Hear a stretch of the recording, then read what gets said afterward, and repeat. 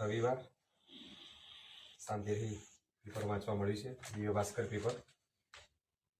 તો પેપર વાંચવાની તમારે પણ ટેવ પાડવી જોઈએ.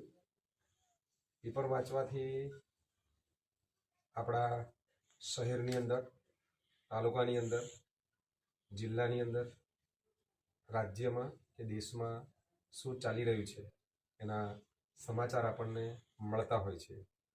શબ્દ ભંડોળમાં વધારો થતો હોય છે. રાજકારણમાં શું ચાલે છે, શિક્ષણમાં શું ચાલે છે, રમતગમતમાં શું ચાલે છે, એ બધા ન્યૂઝ આપણને પેપર વાંચવાથી ડિટેલ્સમાં આપણને મળતા હોય છે. ટીવીમાં સમાચાર આવે પણ ટીવીમાં સમાચાર સાંભળવા પડતા હોય છે, જ્યારે પેપરની અંદર જે સમાચાર આવે એમાં આપણે શબ્દશ અંદર વાંચી શકીએ છીએ. વાંચવાથી આપણું શબ્દ ભંડોળ વધે છે, યાદશક્તિ વધે છે, લાંબો સમય સુધી યાદ રાખી શકીએ છીએ, આપણા મગજને સક્રિય રાખી શકીએ છીએ.